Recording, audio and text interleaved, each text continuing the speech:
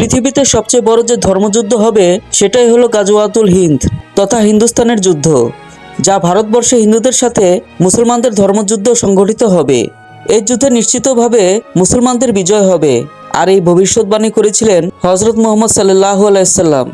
গাজওয়া শব্দের অর্থ হলো অভিযান, আর হিন্দ হলো স্থানের নাম। 1400 বছর আগে বর্তমান ভারত, বাংলাদেশ, মায়ানমার, শ্রীলঙ্কা, আফগানিস্তান, পাকিস্তান, নেপাল ও ভুটানকে বলা হতো হিন্দ, অর্থাৎ ভারতীয় উপমহাদেশকে বলা হতো হিন্দ বা হিন্দুস্তান।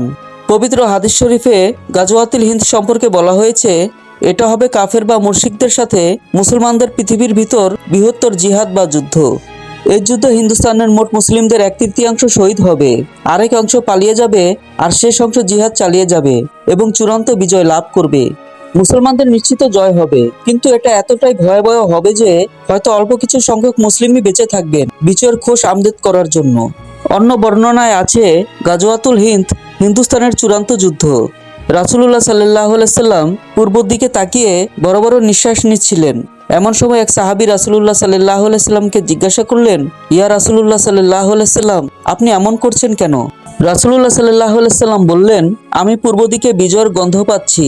সাহাবায়ে কেরাম রাদিয়াল্লাহু তাআলা আনহু উনারা জিজ্ঞাসা করলেন, ইয়া রাসূলুল্লাহ সাল্লাল্লাহু আলাইহি সাল্লাম, আপনি কিসের বিজয়ের গন্ধ পাচ্ছেন? রাসূলুল্লাহ সাল্লাল্লাহু আলাইহি সাল্লাম বললেন, পূর্ব দিকে মুসলিম ও মুশরিকদের সাথে যুদ্ধ শুরু হবে। মুসলিম সেনাবাহিনী থাকবে সংখ্যায় সীমিত, কিন্তু মুশরিক সেনাবাহিনী থাকবে সংখ্যায় অধিক। ওই যুদ্ধে মুসলিমরা এত বেশি মারা যাবে যে রক্তে মুসলিমদের পায়ের টাকনো পর্যন্ত ডুবে যাবে, এবং যুদ্ধে মুসলিমরা 3 ভাগে বিভক্ত থাকবে।